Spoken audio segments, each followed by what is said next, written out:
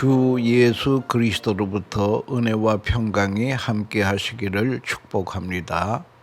오늘은 이사야 7장 14절 말씀을 봉독하겠습니다.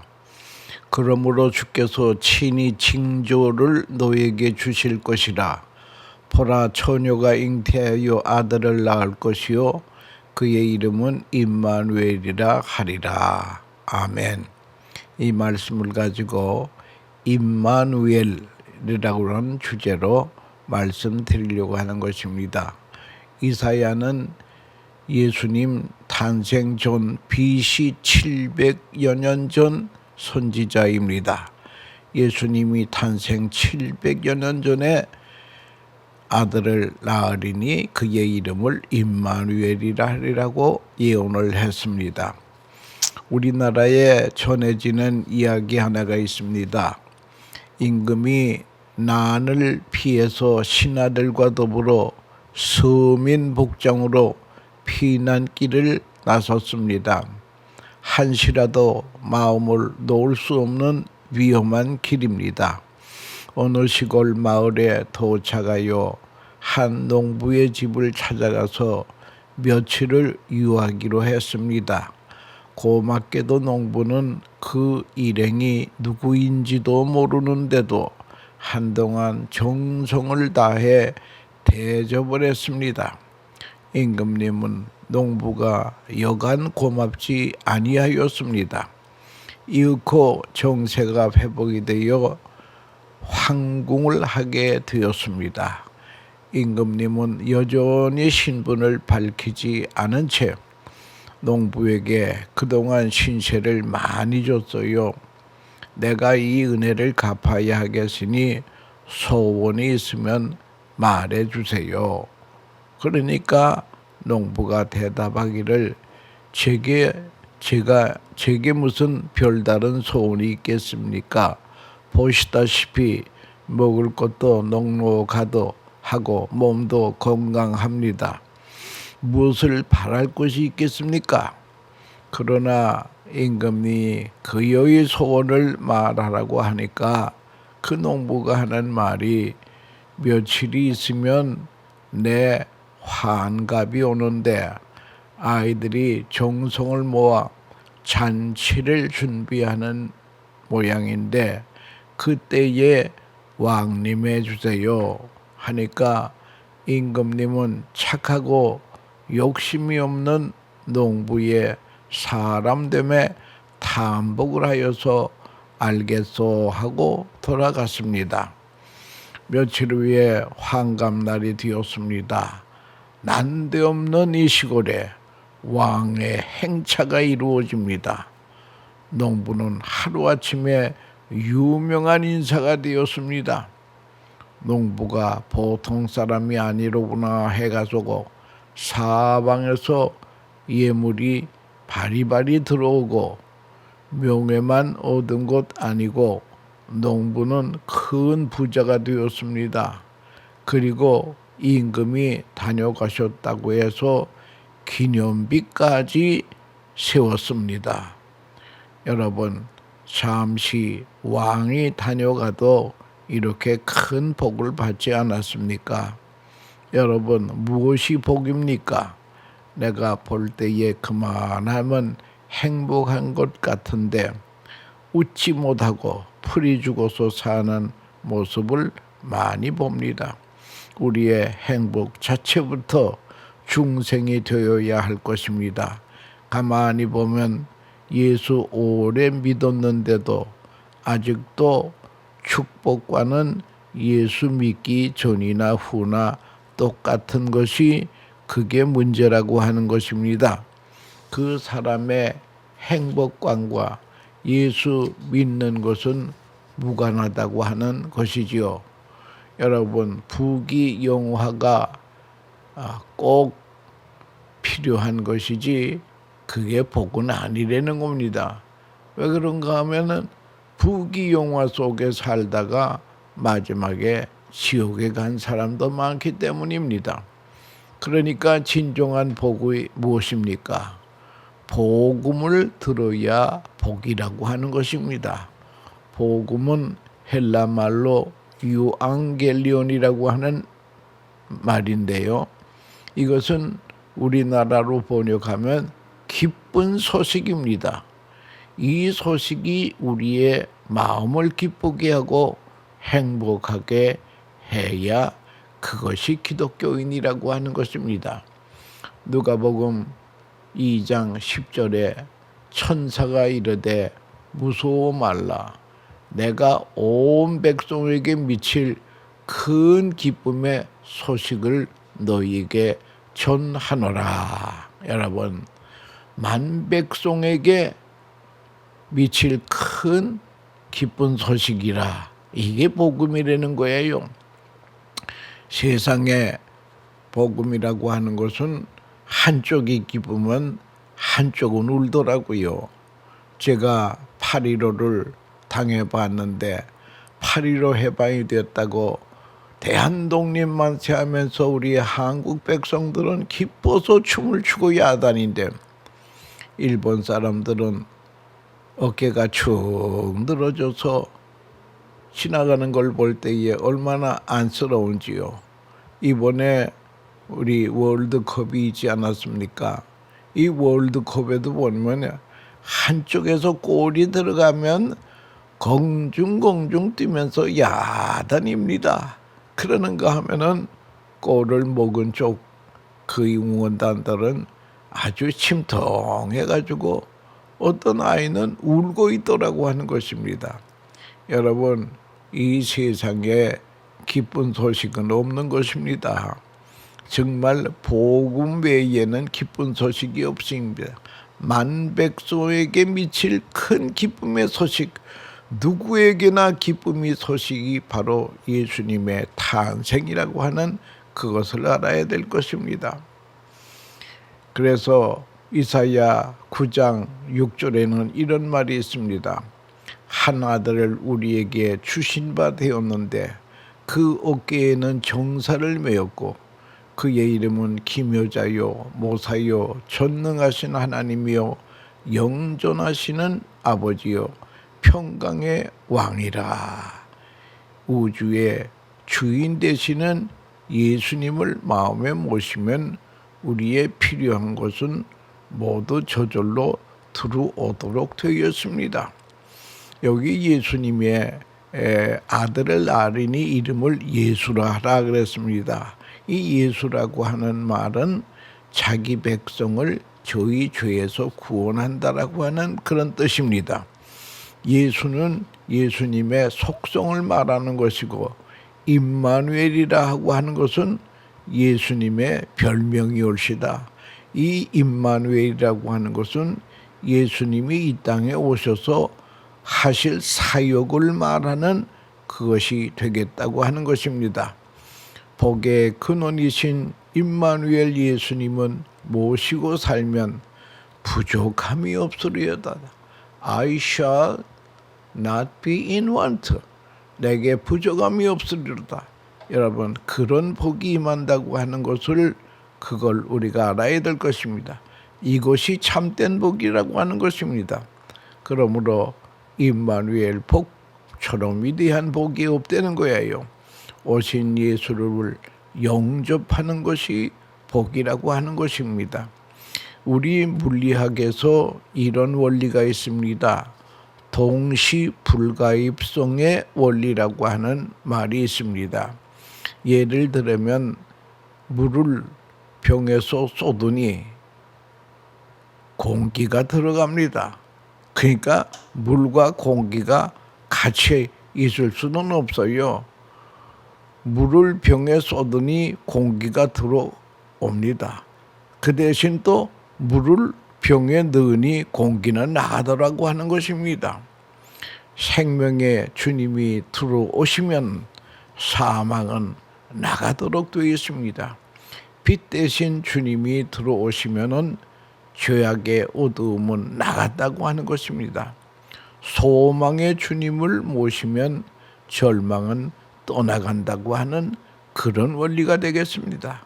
그러니까 예수님을 영접하는 것보다 위대한 복이 없다라고 하는 것입니다.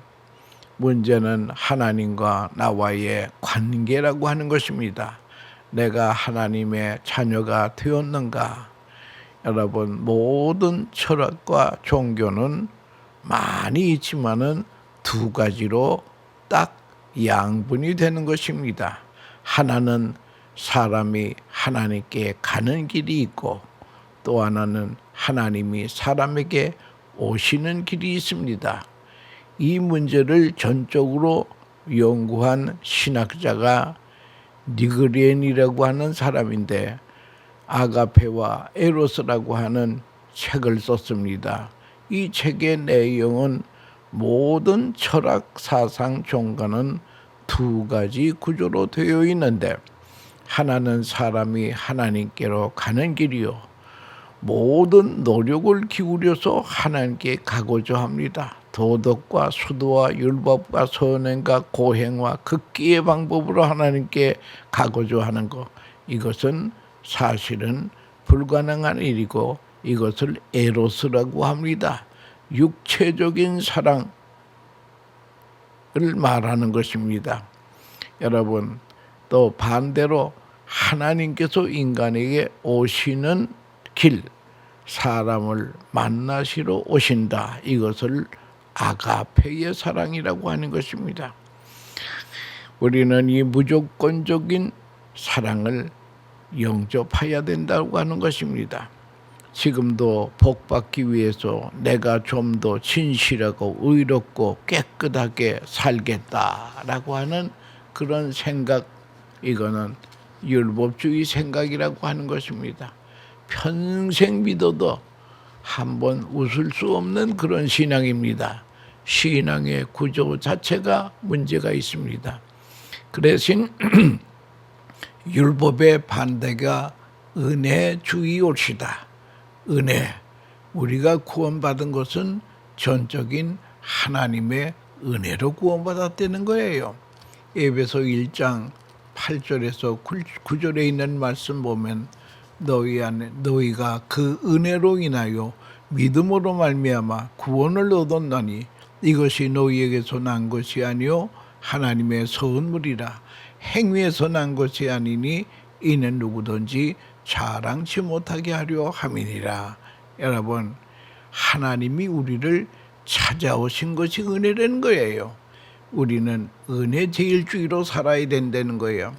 하나님이 사람이 되시어 인간 세상에 오셔서 오늘날은 내 안에 성령으로 거하시게 되는 것입니다. 여기에 성탄의 뜻이 있습니다. 성탄이라고 하는 것은 하나님이 이 땅에 사람의 몸으로 입고 오신 것입니다. 이것을 가지고 성육신교리라고 합니다. 인카네이션이라고 말하고 있습니다. 여러분, 어떤 신학자는 말하기를 하나님이 사람이 되셨다고 하는 이 놀라운 사건은 천지 창조의 사건보다 더 위대한 사건이라고 그렇게 주장한 학자들도 있습니다. 말씀이 육신이 되어 우리 가운데 거하신다. 이것이 임마누엘 아닙니까? 그러면 우리 예수님이 내 안에 오시면은 자연히 의롭게 진실하게 살게 된다라고 하는 것입니다. 본문에 예수님의 이름이 둘이 있지 않습니까? 하나님이 주신 이름입니다. 마태복음 1장 21절에 예수라고 하는 이름이 나옵니다. 자기 백성을 저희 죄에서 구원하신다. 구원이라는 뜻이라.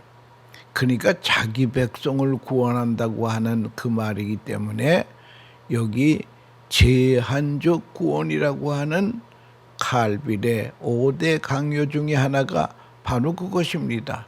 Limited salvation. 아무나 구원받는 것이 아니라 자기 백성이 구원받는다고 하는 그런 말이 된다라고 하는 것을 알아야 될 것입니다. 또 하나의 이름은 임마누엘입니다. 예수님은 하나님의 속성의 본질을 의미하는 것이라면 임마누엘은 예수님이 이 땅에서의 사역을 말씀하시는 것입니다. 임마누엘은 하나님이 우리와 함께 하시다. 여기에 성탄의 의미가 있습니다. 생명의 길이 여기 있습니다. 임마누엘 되시는 그분은 창조자요, 구원자요, 섭리자요, 보호자입니다. 이 땅에 오셔서 하는 사역이 기묘자라, 모사라, 전능하신 하나님이라, 영전하시는 아버지요, 평강의 왕이라고 하는 것입니다. 하나님은 우리와 끝까지 인격적인 관계를 맺으며 사시를 원합니다. 이것이 임마누엘의 복이라고 하는 것을 알아야 될 것입니다. 어떤 사람이 웃기는 소리로 하나님이 에덴 동산에 선악과를 드시려거든 철조망을 쳐서라도 손을 못 대게 하실 것이지 왜 따먹도록 방치해 두셨나? 그런 사람이 있는데요. 그런 사람에게는 사람을 강아지 매듯이 묶어 놓으면 될 것이 아닌가 하는 말과 마찬가지입니다. 그러면 우리는 개가 되는 것입니다. 하나님은 우리를 끝까지 인격적으로 대하신다고 하는 것 알아야 될 것입니다. 거기에 자유가 있고 사랑이 있고 하나님의 구원의 하나님이시라고 하는 것이 그 안에 내표되어 있다라고 하는 그것입니다. 구원을 이루시기 위해 하나님은 우리에게 가르치시고 훈련하시고 선지자들 통해 말씀하시고 성경을 통해 말씀하십니다. 나는 너의 하나님이다, 아버지다. 너는 내 자녀다. 나는 너를 사랑한다. 끊임없이 임마누엘로 우리를 교훈하신 것입니다. 하나님은 높은 한자에 계셔서 사람들이 하나님께로 오도록 기다리시는 하나님이 아니시라는 거예요. 하나님은 우리를 찾아오시고 은혜 주시고 치료해 주시고 위로해 주시고 구원하시는 하나님이시라고 하는 것입니다.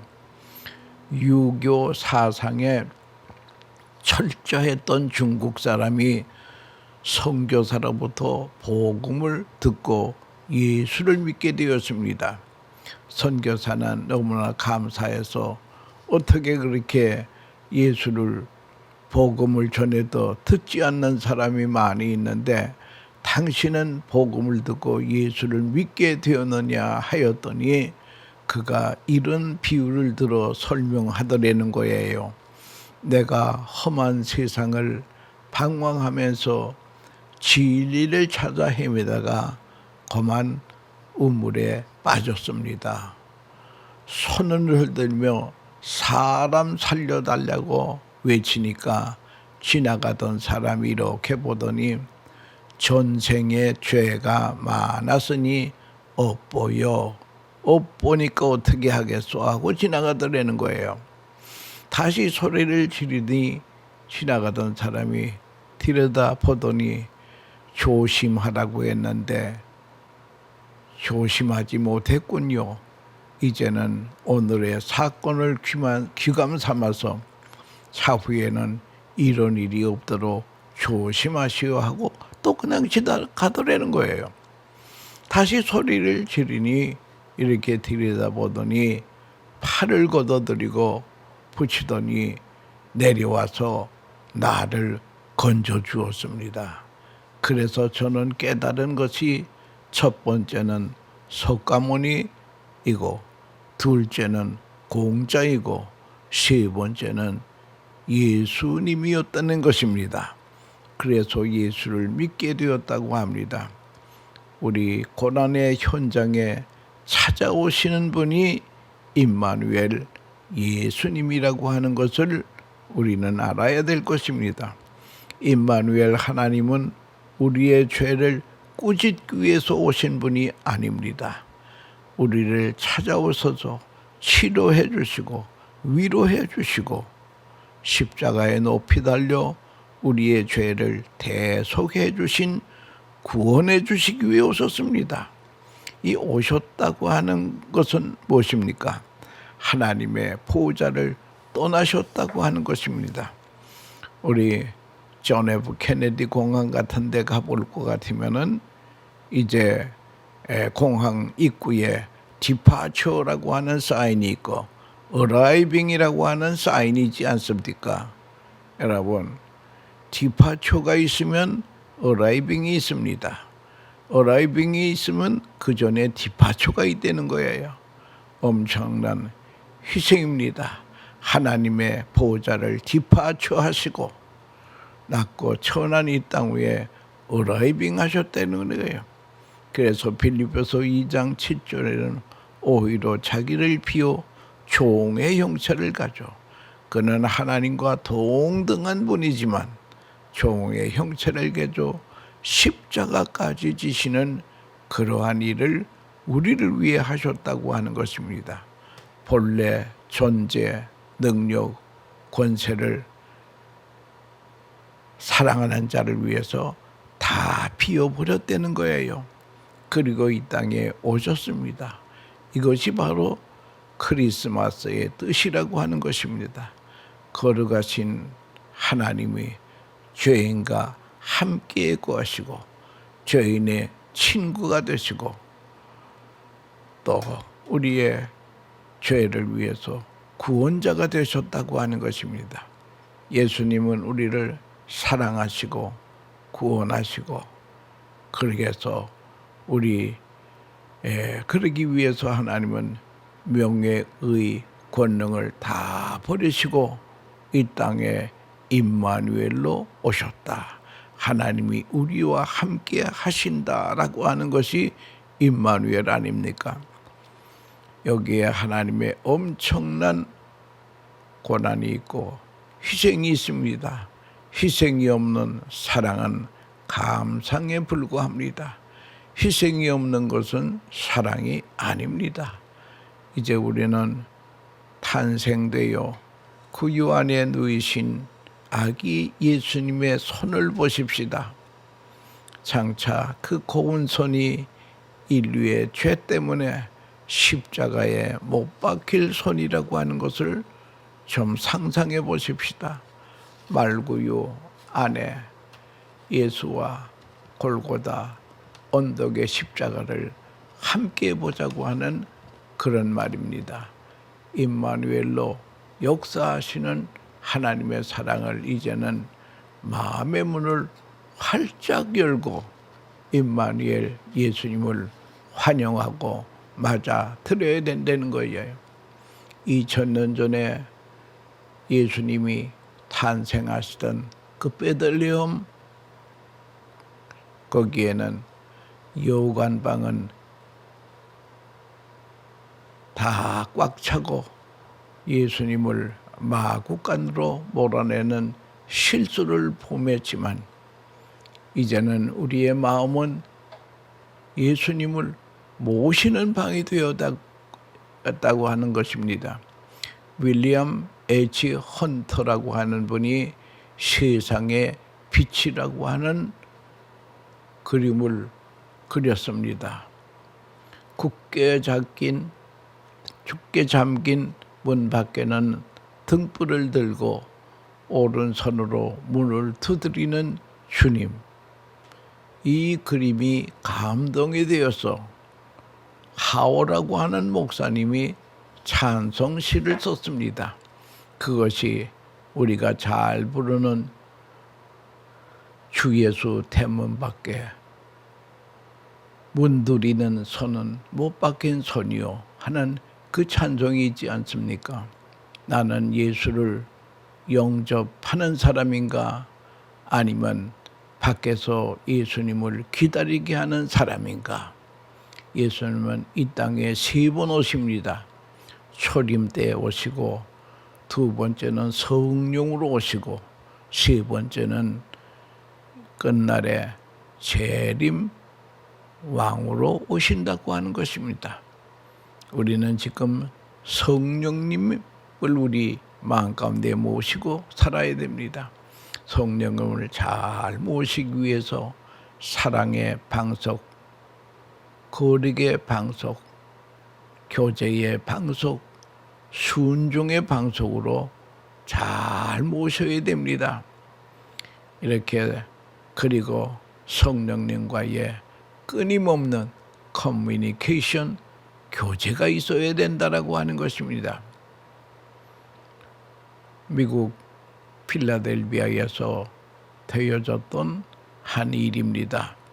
비가 몹시 오는 어느 저녁에 나이가 지긋한 노 부부가 호텔 방을 하나 달라고 하니까 방이 모두 꽉 찼습니다. 일주일 동안에는 빈 방이 없습니다. 필라델비아에서 유명한 컨벤션이 열리고 있습니다. 그래서 저명한 인사들이 필라로 다 모였습니다. 노 부부는 비가 쏟아지는 밤에 난감합니다. 그런데 종업원이 그 노 부부가 하는 말이 어디 가나 방을 구하기는 어렵습니다. 그러나 괜찮으시다면 누추하지만 제가 사용하는 방인데 거기라도 하룻밤 지내시겠습니까? 그러니까 그 노부부가 그렇다면 그 방이라도 주세요. 종업원은 정성을 다해 방을 청소하고 그날 밤 노부부를 자기가 구하는 방에 주무시도록 했습니다. 종업원은 잘 데가 없어서 밤새 여기저기 다니며 일만 했습니다. 아침에 노부부는 너무나 잘 쉬었다고 하면서 고맙다고 하면서 숙박비를 내줍니다. 그럴 때 종업원은 그 돈은 받으면 제가 호텔법을 어기는 경우가 됩니다. 그 방은 제가 쓰기 때문에 숙박료를 받는 방이 아닙니다. 안녕히 가십시오 할 때에 그 노부부는 종업원에게 이런 말을 합니다. 이 호텔 사장은 참 행복한 사람이요. 당신과 같은 훌륭한 종업원을 두었으니 필요가 있어서 찾아온 손님에게 최대한의 도움을 준 당신은 종업원이 아니고 사장감이요. 그러면서 헤어졌습니다. 그 후 몇 년 후에 노 부부로부터 종업원에게 정중한 초대장이 왔습니다. 뉴욕에 꼭 와달라는 거예요. 초대장이 비행기표와 함께 왔습니다. 시골 종업원은 기뻐서 가봤습니다. 그 노부부가 당신을 위해서 호텔을 하나 지었는데 이 호텔에 사장으로 모시고 싶으니 허락해 달라고 하는 것입니다. 그래서 시골 호텔 종업원이 일약 뉴욕의 최고의 호텔의 사장이 됩니다. 이 호텔이 세계적으로 유명한 웬돌프 아스토리아 호텔입니다. 지금도 마나탄의 오시가와 파크 에베뉴 사이에 위치하고 있는데 세계의 대통령들이 묵어가는 호텔이올시다. 우리나라 대통령도 오시면은 꼭 이 아스토리아의 호텔에 묵으시더라고 하는 것입니다. 여러분, 초라한 자기 방을 제공한 조지 볼트 씨가 세계에서 가장 호화스러운 아스토리아 호텔의 초대 사장이 되었다고 하는 것입니다. 사정이 딱한 노 부부를 자기 방에 모셨더니 큰 복을 받았습니다. 하물며 만왕의 왕이요 만주의 주가 되시는 예수님을 내 마음에 모시면 그거보다 더 큰 복이 없더라고 하는 것입니다. 그래서 복 중의 복은 임마누엘의 복이라고 하는 것입니다. 오늘도 주님을 위하여 방을 내드리십시다. 마음의 가장 거룩한 장소를 언제나 주님께 내어 드리십시다. 우리를 위해 죄와 사망과 저주에서 구원하시기 위해 오신 임마누엘 예수님을 정중히 모십시다. 우리의 모든 문제는 여기서 해결이 된다라고 하는 것입니다. 주님 한 분만으로 만족합니다. 우리 모두 임마누엘 신앙의 주인공이 되시기를 축원합니다. 감사합니다.